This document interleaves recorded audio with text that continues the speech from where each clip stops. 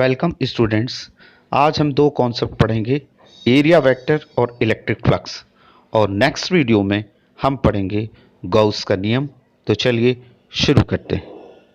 करेंगे। सबसे पहले एक डेरिवेशन, विद्युत द्विध्रुव को आप पढ़ चुके हैं। इलेक्ट्रिक डाइपोल की अक्षीय और निरक्षीय स्थिति में तीव्रता आपने निकाली थी, विद्युत क्षेत्र की तीव्रता आपने पढ़ी है, और साथ ही आपने विद्युत द्विध्रुव के बारे में डिटेल में पिछले लेक्चर में समझ लिया है।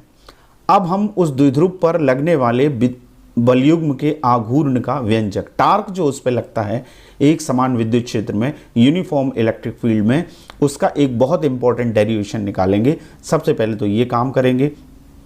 दूसरा, गॉस की प्रमेय तक जाने के पहले हमें दो कॉन्सेप्ट को बड़ी गंभीरता से समझना होगा। एक होती है एरिया वेक्टर और एक होती है विद्युत फ्लक्स की अवधारणा, इलेक्ट्रिक फ्लक्स की।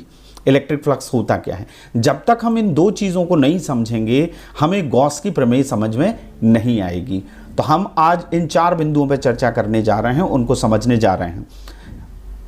ये एरिया वेक्टर समझेंगे, फ्लक्स समझेंगे, और लास्ट में सबसे इंपॉर्टेंट कॉन्सेप्ट जो इस पूरी यूनिट की है, एमपी बोर्ड के सिलेबस में बहुत इंपॉर्टेंट है और जनरली ये एग्जाम के दृष्टिकोण से बहुत महत्वपूर्ण है।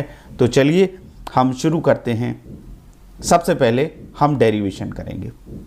एक समान विद्युत क्षेत्र में रखे बलयुग्म पर लगने वाले बलयुग्म के आघूर्ण का व्यंजक। तो ये देखिए डाइपोल है, इलेक्ट्रिक डाइपोल, जिसको हम विद्युत द्विध्रुव कहते हैं। इसमें ये ए बी विद्युत द्विध्रुव का नाम है। प्लस क्यू और माइनस क्यू चार्ज, दो बिंदु आवेश यदि एक दूसरे से बहुत अल्प दूरी पर स्थित होते हैं तो इस सिस्टम को, इस निकाय को हम इलेक्ट्रिक डाइपोल या विद्युत द्विध्रुव कहते हैं। तो ये ए बी है, इसके बीच की दूरी, दोनों आवेशों के बीच की दूरी 2L है। इसको हमने यूनिफॉर्म इलेक्ट्रिक फील्ड ई में, ये इलेक्ट्रिक फील्ड ई का डायरेक्शन है, इसमें थीटा कोण बनाते हुए रखा। ये थीटा कोण बन रहा है। तो इसमें क्या होता है कि जब डाइपोल इलेक्ट्रिक फील्ड में रखा होता है तो इसके दोनों चार्ज पे, दोनों आवेश पे प्लस क्यू चार्ज पर एक बल लगता है QE, क्योंकि E इक्वल टू क्या होता है F/Q0। आपने डेफिनेशन में पढ़ा है, विद्युत क्षेत्र की तीव्रता की परिभाषा आपने पढ़ी है। तो आपने पढ़ा है कि विद्युत क्षेत्र में एकांक परीक्षण धनावेश पर लगने वाले बल को विद्युत क्षेत्र की उस बिंदु पर विद्युत क्षेत्र की तीव्रता कहते हैं। यानी ये फार्मूला हमने पढ़ा है, डेफिनेशन में पढ़ा है। तो इसका मतलब है F इक्वल टू हम Q0E, और यदि चार्ज हमारा Q0E लिख सकते हैं, और यदि चार्ज हमारा Q है तो हम उसको लिखेंगे QE। तो प्लस Q चार्ज पे एक फोर्स अप्लाई होता है इलेक्ट्रिक फील्ड में QE, माइनस Q चार्ज पे एक फोर्स अप्लाई होता है QE। ये दोनों फोर्स बराबर और विपरीत होते हैं। और जब किसी वस्तु पर 11th में आपने पढ़ी है टार्क की कॉन्सेप्ट, जब किसी वस्तु पर दो बराबर और विपरीत बल लगते हैं तो वो उसको घुमा देते हैं। तो ये विद्युत द्विध्रुव को, ये दोनों बल जो बलयुग्म बनाते हैं, पेयर बनाते हैं फोर्स का, वो घुमा के इस ई के समानांतर लाने का प्रयास करते हैं। इसी बलयुग्म के आघूर्ण को हम प्रत्यानयन बलयुग्म का आघूर्ण कहते हैं, रेस्टोरिंग टॉर्क कहते हैं। तो ये बातें अपने समझ ली कि दोनों आवेशों पर QE बलयुग्म लगता है, बलों का जोड़ा बलयुग्म जो बराबर हो और विपरीत हो, और जो E के समानांतर लाने का उनको प्रयास करता है। इसको क्या कहते हैं हम? प्रत्यानयन बलयुग्म का आघूर्ण, रेस्टोरिंग टार्क। अब टार्क आपने 11th में पढ़ा है। टार्क जब हम निकालते हैं तो फोर्स इनटू परपेंडिकुलर डिस्टेंस, दोनों बलों के बीच की लंबवत दूरी। बल में किसका गुणा होता है? दोनों बलों के बीच की लंबवत दूरी का गुणा। इस टार्क को ग्रीक के एक लेटर टाउ से शो किया जाता है। 11th में आप पढ़ चुके हैं तो मुझे ज़्यादा इस विषय में बताने की ज़रूरत नहीं है। टार्क या आघूर्ण जो है वो टाउ से शो किया जाता है। तो फोर्स F हो गया, और दोनों फोर्स के बीच की लंबवत दूरी क्या हो गई? AC हो गई। ये देखिए AC, ये कोण के सामने की भुजा लंब है, ये दोनों के बीच की लंबवत दूरी है। तो AC का इसमें मल्टीप्लाई हो जाएगा। अब AC को, F तो हमारे पास है, F क्या है? QE है। AC को हमें इस ट्रायंगल से फाइंड आउट करना है, इस समकोण त्रिभुज से निकालना है। तो आपने गणित पढ़ा है, तो आप ट्रिग्नोमेट्री से हम इसको निकाल लेंगे, उसमें कोई प्रॉब्लम नहीं है। तो सबसे पहले हम क्या करें कि F इज इक्वल टू क्या रखें, इसमें QE रखें। और टाउ इज इक्वल टू क्या हो जाएगा, जब क्यू ई इसमें रख देंगे तो टाउ इज इक्वल टू क्या हो जाएगा, क्यू ई इंटू ए सी। अब हम इस राइट एंगल ट्राइंगल की बात करते हैं, इससे हम क्या फाइंड आउट करेंगे, ए सी करेंगे। तो ए सी कैसे निकलेगी, साइन थीटा। साइन थीटा आप जानते हैं लंब बटे कर्ण होता है, परपेंडिकुलर अपॉन हाइपोटेन्यूस होता है। तो कोण के सामने की भुजा क्या कहलाती है, परपेंडिकुलर कहलाती है, लंब कहलाती है। तो दिस इज ए सी, ये क्या है, लंब है। और कर्ण क्या है, ए बी, तो ए सी अपॉन ए बी आएगा। आप इसका क्रॉस मल्टीप्लीकेशन कर दें तो ए सी इक्वल्स टू क्या आ जाएगी, ए बी साइन थीटा। ये हमारा इक्वेशन 2 हो गया, वो इक्वेशन फर्स्ट था। अब हम आगे बढ़ते हैं। तो ए बी आप जानते हैं कितनी होती है, ए बी यहां से लेके यहां तक की डिस्टेंस है। तो ए बी की वैल्यू क्या आएगी, ए बी की वैल्यू आएगी 2L, क्योंकि हमारा डायग्राम जो कह रहा है वो ये कह रहा है, ये डायग्राम है हमारा, ये ए बी है, इसमें ए बी इक्वल्स टू क्या आ रही है, 2L आ रही है। तो हमारे पास टाउ इज इक्वल टू, ये फर्स्ट इक्वेशन था हमारा, Q E into A C. Second equation था A C equals to A B sine theta. A B की वैल्यू इससे हमने देखी तो क्या आ गई, 2L, इक्वेशन फर्स्ट और 2। ये समीकरण 2 का मान, ए सी का मान पहले हमने रखा, तो टाउ इज इक्वल टू क्या हो गया, Q E into A B sine theta. A B की वैल्यू हम इसमें 2L रख देंगे, तो ये हो जाएगा Q E into 2L sine theta. तो टाउ इज इक्वल टू हम इसको लिख सकते हैं क्यू इंटू 2L, ये Q into 2L E sine theta. अब आप इसको देख के समझ गए होंगे, पिछले लेक्चर में आपने ये पढ़ा है कि Q में, चार्ज में, यदि दोनों आवेशों के बीच की दूरी का गुणा करते हैं विद्युत द्विध्रुव में, तो उसको हम द्विध्रुव आघूर्ण कहते हैं, इलेक्ट्रिक डाइपोल मोमेंट। तो Q इंटू 2L क्या है, P। ये सारी बातें आपको आपकी कॉपी में नोट करना है, और पिछले वीडियो को देख के आपने नोट कर ली होंगी, आपकी बुक में ये सब दिया हुआ है। तो डाइपोल मूवमेंट क्या होता है, Q इंटू 2L, आवेश और दोनों आवेशों के बीच की दूरी, 2L का गुणा। तो हम इसकी जगह क्या लिख सकते हैं, P। फाइनली हमारे पास जो इक्वेशन आएगा वो आएगा tau equals to P E sine theta. अब एक बात और, इससे आपको द्विध्रुव आघूर्ण को डिफाइन करना है। आप इसकी परिभाषा भी दे सकते हैं, कैसे दे सकते हैं, if E equals to 1, in this equation E की वैल्यू 1 है और theta is 90 degree, then you can write sine 90, sine 90 becomes 1। Sine 90 की वैल्यू क्या होती है, 1 होती है। E की वैल्यू क्या हो गई, 1 हो गई, तो टाउ इक्वल्स टू क्या आ जाएगा, P आ जाएगा। यदि E बराबर 1 है और थीटा बराबर 90 है तो tau is equal to P आएगा। कैसे आएगा, E को हमने 1 किया, थीटा को हमने 90 किया, साइन 90 की वैल्यू 1 होती है, that's why tau equals to क्या हो गया, P। यानी अल्टीमेटली हम द्विध्रुव आघूर्ण को यानी डायपोल मूवमेंट को डिफाइन कर सकते हैं with the help of this stark derivation. क्या कह रहा है ये कि टाउ की वैल्यू P के बराबर है, P इक्वल्स टू टाउ के बराबर है। टाउ क्या है, प्रत्यानयन बल युग्म का आघूर्ण, P क्या है, द्विध्रुव आघूर्ण। ये P टाउ के तब बराबर आया जब हमने E को यूनिट किया, E को एकांक किया और थीटा को 90 डिग्री किया, यानी लंबवत किया। इसका मतलब ये है कि एकांक तीव्रता, इस E को क्या किया, 1 किया, के विद्युत क्षेत्र के लंबवत रखे द्विध्रुव पर कार्य करने वाले बलयुग्म के आघूर्ण को, ये बलयुग्म का आघूर्ण है, को ही क्या कहते हैं, द्विध्रुव आघूर्ण। यदि एकांक तीव्रता के विद्युत क्षेत्र के लंबवत रखे द्विध्रुव पर कार्य करने वाले बलयुग्म के आघूर्ण को द्विध्रुव आघूर्ण कहते हैं। इसे अपनी कॉपी में नोट करिए, पूरा डेरिवेशन बहुत इंपॉर्टेंट है। नेक्स्ट कॉन्सेप्ट हम चलते हैं, वो है इसी के आगे tau is equal to P sine theta को आप वेक्टर फॉर्म में भी लिख सकते हैं। आप वेक्टर प्रोडक्ट जानते हैं, 11th से इस चीज को पढ़ रहे हैं, वेक्टर प्रोडक्ट, और पिछले वीडियो में भी इस बात पे चर्चा हुई है। वेक्टर प्रोडक्ट दो तरह के होते हैं, एक डॉट प्रोडक्ट होता है और एक क्रॉस प्रोडक्ट होता है। डॉट प्रोडक्ट यदि सदिश A और सदिश B का अदिश गुणनफल, जिसे हम डॉट प्रोडक्ट कहते हैं, वो होता है AB cos थीटा के बराबर। A vector A dot vector B equals to होता है AB cos थीटा, जिसमें A और B उनके मॉड होते हैं, मैग्नीट्यूड होते हैं, परिमाण होते हैं। और क्रॉस प्रोडक्ट होता है vector A cross vector B equals to AB sine theta. तो यहां P साइन थीटा आपको दिख रहा है, vector A cross vector B क्या होता है, AB साइन थीटा। तो A की जगह क्या लिखा है, P लिखा है, B की जगह क्या लिखा है, E लिखा है, साइन थीटा लिखा है। इसका मतलब है वेक्टर टाउ इक्वल्स टू आप लिख सकते हैं vector P cross vector E, यानी सदिश रूप में आपको केवल इतना लिखना है vector tau equals to vector P into vector E. तो ये दोनों के सदिश गुणनफल के बराबर होता है। प्रत्यानयन बल योग आघूर्ण, द्विध्रुव आघूर्ण और विद्युत क्षेत्र की तीव्रता के सदिश गुणनफल के बराबर होता है। फिर इसकी डायरेक्शन भी होगी। तो कुछ दो स्थितियां इसकी हम देख लेते हैं, विशेष स्थितियां, क्योंकि इसमें एंगल आ रहा है।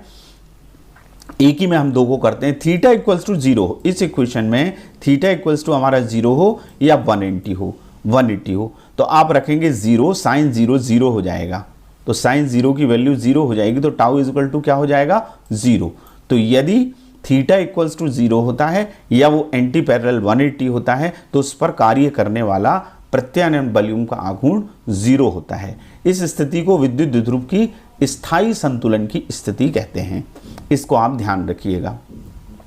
अब हम बात करते हैं, हम गॉस की प्रमेय की भूमिका पे जा रहे हैं, लेकिन गॉस की थ्योरम समझने से पहले आपको दो कॉन्सेप्ट को समझना है। मैंने वीडियो के शुरू में भी आपको बता दिया है। एक एरिया वेक्टर। अब तक आप 10th और 11th में एरिया को यानी क्षेत्रफल को अदिश राशि समझते रहे। अदिश राशि एरिया होती, क्षेत्रफल अदिश राशि होती है। लेकिन फ्लक्स की जब हम गणना करते हैं, फ्लक्स को जब हम निकालते हैं, इलेक्ट्रिक फ्लक्स को, तो फिजिक्स में एरिया को हमें वेक्टर की तरह ट्रीट करना है। तो वेक्टर की तरह ट्रीट करना है, तो क्यों करना है उसका कारण आपको समझ में अभी आ जाएगा। एरिया वेक्टर होता क्या है, देखिए, यदि ये इलेक्ट्रिक फील्ड लाइंस हैं 1 2 3 4 5 और इसके यदि लंबवत एक पृष्ठ रखा हुआ है, ये पूरा पृष्ठ है, ये विद्युत क्षेत्र रेखाएं इसके अंदर से गुजर रही हैं, इसके एक छोटा सा ds हम पृष्ठ क्षेत्रफल की कल्पना करते हैं। तो यहां से कितनी फील्ड लाइंस लग रही हैं 1 2 3 4 5।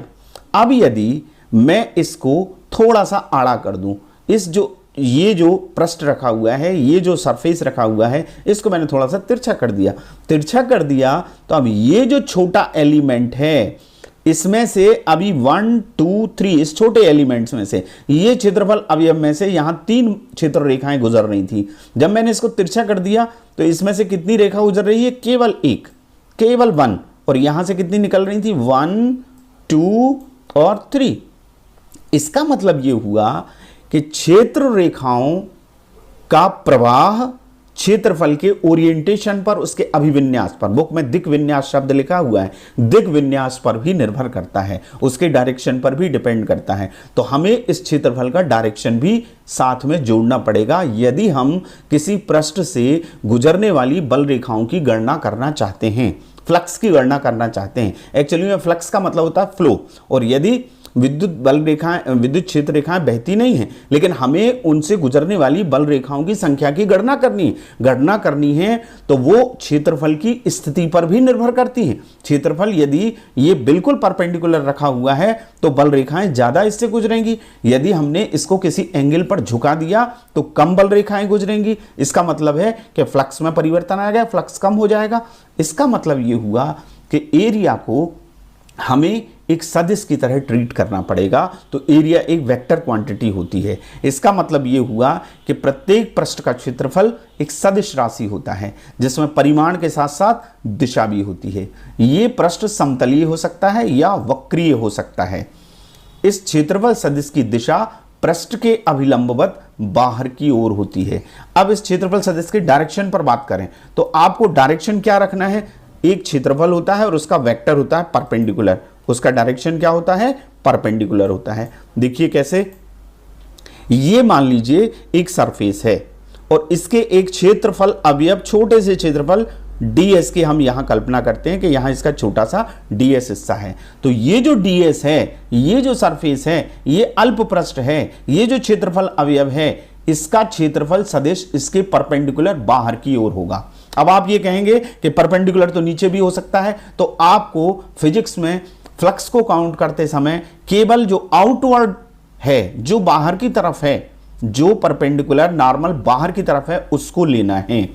तो इसका मतलब यह हुआ कि क्षेत्रफल सदिश की दिशा उस विचाराधीन पृष्ठ के लंबवत बाहर की ओर होती है। तो डायरेक्शन आपको क्या लेना है, बाहर लेना है। कुल मिला के बात यह है कि क्षेत्रफल एक सदिश राशि है। हम जब फ्लक्स की बात कर रहे हैं, हम जब फिजिक्स की बात कर रहे हैं, हम जब गॉसेस थ्योरम को करने जा रहे हैं, तब हम क्षेत्रफल को किस तरह से ट्रीट करेंगे, क्षेत्रफल सदिश की तरह ट्रीट करेंगे। और क्षेत्रफल सदिश की दिशा अभिलंबवत बाहर की ओर होती है।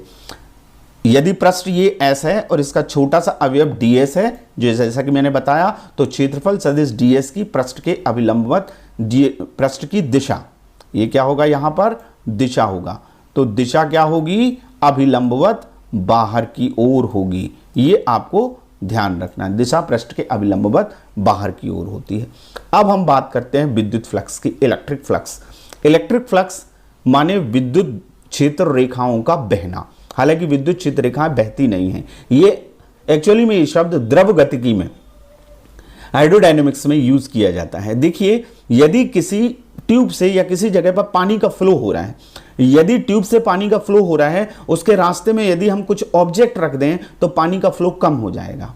यदि मैं ऑब्जेक्ट को अभिलंबवत रखता हूं, बिल्कुल ऐसा रखता हूं, ऑब्जेक्ट को ऐसा रखता हूं, और इसमें एक रिंग है, इस पाइप के सामने मैंने क्या रख दिया, एक रिंग रख दिया, तो रिंग में से पानी बहेगा, पानी बहेगा। और यदि मैं रिंग को आड़ा कर देता हूं, मैं रिंग को क्या कर देता हूं, आड़ा कर देता हूं, तो पानी बहने की जो मात्रा है वो कम हो जाएगी, जो कि मैंने क्षेत्रफल सदिश में भी अभी बात करी। तो फ्लक्स है विद्युत बल रेखाओं का किसी भी पृष्ठ से अभिलंबवत गुजरना। विद्युत बल रेखाओं की संख्या, कुल विद्युत बल रेखाओं की संख्या जो किसी पृष्ठ से अभिलंबवत गुजरती है। अब उसी कॉन्सेप्ट को दोबारा देखते हैं। ये क्षेत्र रेखाएं हैं, ये एक पृष्ठ है, इसके अभिलंबवत है, इसका एक स्मॉल एलिमेंट हमने ds लिया है, तो इससे जो अभिलंबवत जितनी बल रेखाएं गुजरती हैं उनको हम कहते हैं इससे गुजरने वाला विद्युत फ्लक्स। यहां पर देखिए आप कितनी बल रेखाएं गुजर रही हैं, इस छोटे पृष्ठ से 1 2 3, और यहां गुजर रही हैं इससे 1। इसका मतलब है इसके ओरिएंटेशन का फर्क पड़ रहा है। मेरा कहने का मतलब यह है कि विद्युत फ्लक्स का मतलब यह होता है, यहां ये इस डायग्राम में और देखिए, यदि ये विद्युत क्षेत्र रेखाएं, इलेक्ट्रिक फील्ड लाइंस, ये लंबवत रखा हुआ है पृष्ठ, इससे जा रही हैं, तो देखिए बहुत सारी बल रेखाएं इससे गुजरेंगी, तो यहां पर फ्लक्स ज्यादा होगा। ये इलेक्ट्रिक फ्लक्स है। Number of field lines passes through a surface which is perpendicular to the electric field. Electric field के यदि परपेंडिकुलर, यदि हमने इसके ओरिएंटेशन को चेंज कर दिया, यदि हमने इसको आड़ा कर दिया, इस तरह से आड़ा कर दिया, तो क्षेत्र रेखाओं की संख्या इससे कम हो जाएगी, यानी फ्लक्स कम हो जाएगा। तो कहने का तात्पर्य यह है, फ्लक्स का मतलब यह है विद्युत क्षेत्र में स्थित किसी पृष्ठ से अभिलंबवत गुजरने वाली कुल बल रेखाओं की संख्या को उस पृष्ठ से संबद्ध विद्युत फ्लक्स कहते हैं। यह विद्युत फ्लक्स की परिभाषा है, इसको अपनी कॉपी में नोट करिएगा। और ये शो करते हैं हम फाई सफिक्स ई से। इलेक्ट्रिक फ्लक्स ई लगेगा, फ्लक्स का मतलब फाई, और इलेक्ट्रिक फ्लक्स का मतलब इसलिए ई सफिक्स में इसमें लगा हुआ। और ये कैसी राशि है, स्केलर क्वांटिटी है, अदिश राशि है। याद रखिएगा इस डेफिनेशन को, विद्युत क्षेत्र में स्थित किसी पृष्ठ से अभिलंबवत गुजरने वाली कुल बल रेखाओं की संख्या को उस पृष्ठ से संबद्ध विद्युत फ्लक्स कहते हैं, और इसको फाई ई से शो करते हैं, स्केलर क्वांटिटी है। अब हम फ्लक्स पर आगे बात करते हैं। देखिए, यदि आपने पढ़ा है, फील्ड लाइंस आपने पहले पढ़ ली हैं, विद्युत क्षेत्र रेखाएं आपने पढ़ी हैं, तो धनावेश से विद्युत क्षेत्र रेखाएं बाहर की तरफ जाती हैं और ऋणावेश में अंदर की तरफ जाती हैं। तो ये इलेक्ट्रिक फ्लक्स भी ऐसा ही होता है। यदि बल रेखाएं किसी पृष्ठ से बाहर की तरफ जा रही हैं तो फ्लक्स को हम धनात्मक लेते हैं। जैसे धनावेश की स्थिति में किसी पृष्ठ में धनावेश रखा हुआ है तो बल रेखाएं कहां जाएंगी, बाहर की तरफ जाएंगी। और यदि बल रेखाएं अंदर की तरफ जा रही हैं माइनस क्यू चार्ज की स्थिति में, तो ये मान लीजिए S2 पृष्ठ है माइनस वाला, और ये हमारा S1 है, तो S1 से जाने वाला फ्लक्स क्या होगा, पॉजिटिव होगा, और S2 से जाने वाला फ्लक्स क्या होगा, निगेटिव होगा। क्षेत्र रेखाएं यदि अंदर आ रही हैं तो ऋणात्मक विद्युत फ्लक्स, क्षेत्र रेखाएं यदि पृष्ठ से बाहर जा रही हैं तो धनात्मक विद्युत फ्लक्स होता है। विद्युत फ्लक्स यदि क्षेत्र रेखाएं अंदर प्रवेश करती हैं तो विद्युत फ्लक्स ऋणात्मक होता है। इसे भी आप नोट कर लीजिएगा। अब हम इसका मेजरमेंट मैथमेटिकली कैसे करते हैं इसको सीखेंगे। कि इलेक्ट्रिक फ्लक्स का मेजरमेंट हम मैथमेटिकली कैसे करेंगे, इसको हम सीखते हैं। देखिए, जब क्षेत्र रेखाओं की टोटल संख्या हमको गणना करनी है तो वो इलेक्ट्रिक फील्ड आप बढ़ा देंगे तो इलेक्ट्रिक फील्ड की इंटेंसिटी बढ़ा देंगे तो फील्ड लाइंस बढ़ जाएंगी, और एरिया यदि आप बढ़ा कर देंगे, उसके अभिलंबवत जो एरिया रखा हुआ है, इलेक्ट्रिक फील्ड के लंबवत जो एरिया रखा हुआ है, उस एरिया को, उस सरफेस को आप बड़ा कर देंगे तो भी उससे गुजरने वाला या उससे संबद्ध विद्युत फ्लक्स बढ़ जाएगा। इसका मतलब यह है कि फ्लक्स ई और डीएस दोनों पे डिपेंड करता है। जैसे मान लीजिए कि ये इलेक्ट्रिक फील्ड का डायरेक्शन है, कौन सा, ऊपर ये दिया गया है, इस डायग्राम को देखिएगा, यहां तो क्षेत्र सदिश की दिशा तो ऊपर होती है।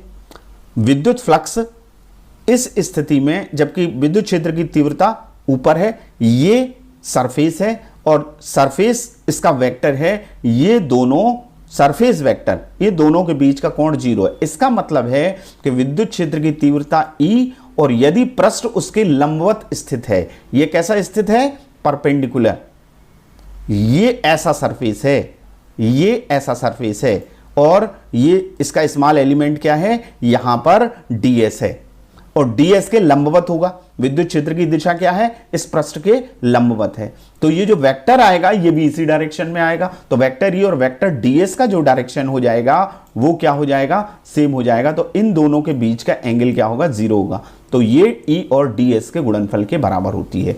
यदि लंबवत है पृष्ठ तो विद्युत फ्लक्स ई और ds के गुणनफल के बराबर होता है। हम इसको आगे और देखते हैं। यदि विद्युत क्षेत्र की तीव्रता E और क्षेत्रफल ds वाले पृष्ठ के अभिलंब से थीटा कोण बनाए। अब इस चित्र को देखिए, ये ds पृष्ठ है और डायरेक्शन E का यही है, ये दोनों क्या है, पैरेलल हैं, ये इसका अभिलंब है, इससे कितना कोण बन रहा है, थीटा कोण बन रहा है। तो इस अभिलंब की दिशा में इसका जो कंपोनेंट है, इसका जो घटक है वो ई कॉस थीटा होगा। दो घटक होते हैं वेक्टर के, एक साइन थीटा और एक कॉस थीटा। तो ई के दो घटक होंगे, एक ई साइन थीटा और एक ई कॉस थीटा। तो ई साइन थीटा इस यहां पर आएगा, इसको हमें नहीं लेना है, हमको क्या लेना है, जो लंबवत घटक है, तीव्रता का जो लंबवत घटक है। तो विद्युत फ्लक्स की गणना यहां पर करेंगे तो विद्युत क्षेत्र के घटक और विद्युत क्षेत्र की तीव्रता का गुणा करेंगे, यानी इस स्थिति में हमारा फ्लक्स होगा डी फाई। स्मॉल ds हम एरिया चूज कर रहे हैं तो फ्लक्स को क्या लिखेंगे, डी फाई। बड़ा एरिया चूज करेंगे तो इसका इंटीग्रेशन कर देंगे, फाई आ जाएगा। तो इन दोनों के गुणनफल के बराबर होगी ई का घटक ई कॉस थीटा और ये पृष्ठ का क्षेत्रफल ds, इन दोनों के गुणनफल के बराबर होती है।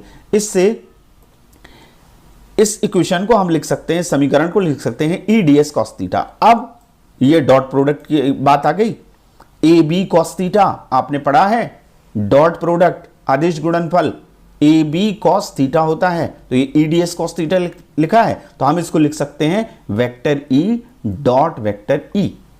यदि हमें टोटल फ्लक्स निकालना है इस सरफेस से तो हमें क्या करना पड़ेगा, इसका समाकलन करना पड़ेगा।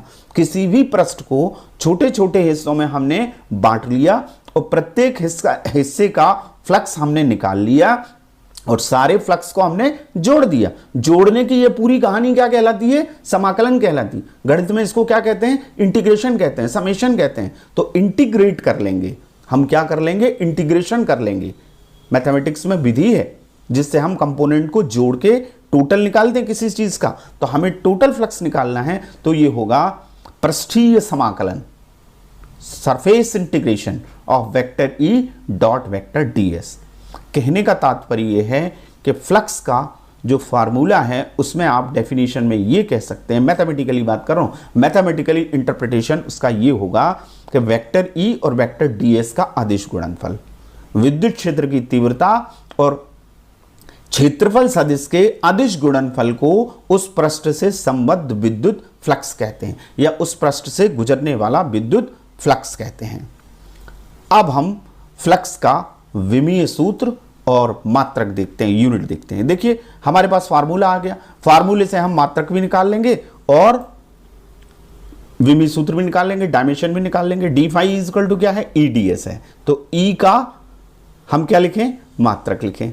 ई का विद्युत फ्लक्स का जो ऐसा ही मात्रक आएगा वो ई के मात्रक में ds के मात्रक का हम गुणा करेंगे। ई का मात्रक आपने ई पढ़ लिया है, विद्युत क्षेत्र की तीव्रता आपने पढ़ ली है, एफ अपॉन क्यू या F upon Q not. F का मात्रक न्यूटन, क्यू का मात्रक कूलाम, यानी ये होगा न्यूटन प्रति कूलाम। और ds क्षेत्रफल है तो क्षेत्रफल का मात्रक क्या होता है, मीटर स्क्वायर, तो न्यूटन प्रति कूलाम इंटू मीटर स्क्वायर। इसको हम ये लिख सकते हैं न्यूटन इंटू मीटर कूलाम -1, इस तरह से भी लिख सकते हैं।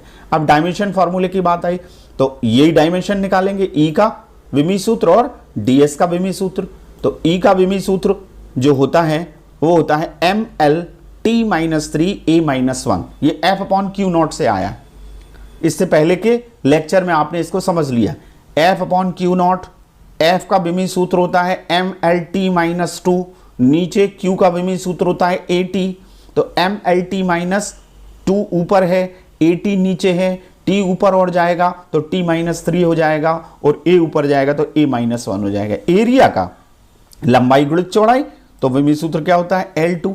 आप इन दोनों का गुणा करिएगा, गुणा करेंगे तो आपके पास आएगा ये L2 और ये L के ऊपर क्या है 1 घात है, तो 2 + 1 क्या हो जाएगा 3 हो जाएगा, बाकी का वैसे ही आ जाएगा T-3 A-1।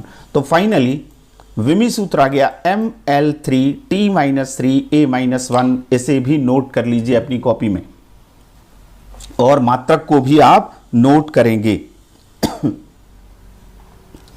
अब हम बात करते हैं सबसे इंपॉर्टेंट कॉन्सेप्ट। पहले फ्लक्स को और थोड़ा सा एलोबरेट करें। क्वेश्चन आता है कि कब फ्लक्स अधिकतम होता है और कब फ्लक्स न्यूनतम होता है, तो इन दो बातों को और हम समझ लें। प्रश्न आएगा कि विद्युत फ्लक्स किसे कहते हैं, ये कब न्यूनतम होता है और कब अधिकतम होता है, तो ये अपन निकालते हैं। अभी हमने देखा कि यदि विद्युत पृष्ठ विद्युत क्षेत्र के लंबवत है, ये वाला जो पृष्ठ है ये विद्युत क्षेत्र के लंबवत है, ये ऐसा रखा हुआ है, इसी के वेक्टर जो जाएगा इससे ऊपर जाएगा, बाहर की तरफ जाएगा, तो ये पृष्ठ रखा हुआ है, ये विद्युत क्षेत्र के क्या है लंबवत है। तो इन दोनों की E और वेक्टर ds, देखिए कोण जो फ्लक्स में है वो E और इस ds के बीच का कोण नहीं है, इस कंफ्यूजन को अपने दिमाग से निकाल लें।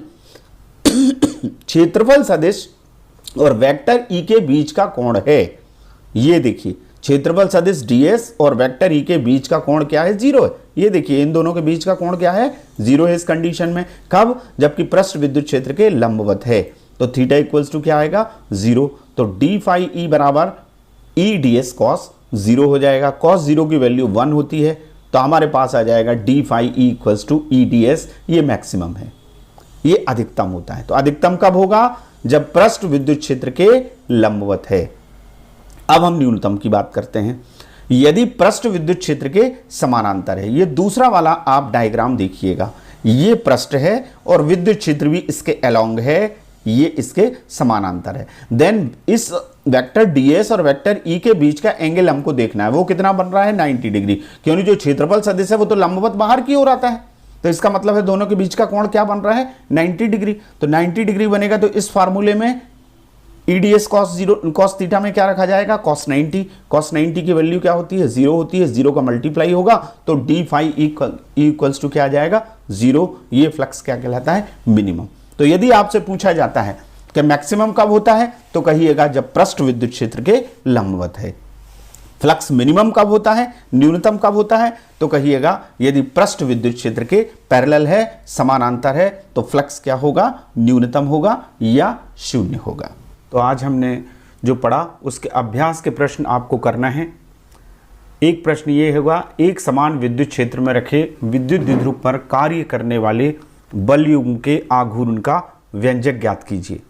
दूसरा विद्युत फ्लक्स आपने पढ़ा, तो आपको लिखना है विद्युत फ्लक्स किसे कहते हैं, इसके अधिकतम और न्यूनतम विद्युत फ्लक्स को समझाइए, इसका मात्रक और विमीय सूत्र लिखिए। द्विध्रुव पर कार्य करने वाले बलयुग्म के आघूर्ण के व्यंजक के आधार पर द्विध्रुव आघूर्ण की डेफिनेशन जो आपने पढ़ी है, और एक न्यूमेरिकल आपको करना है, एक कूलाम आवेश से निकलने वाले विद्युत फ्लक्स की गणना कीजिए। तो ये आप सब अभ्यास में करिए, टाइम टेबल आपको दिया गया है तो आप उसमें करिएगा। Thank you very much.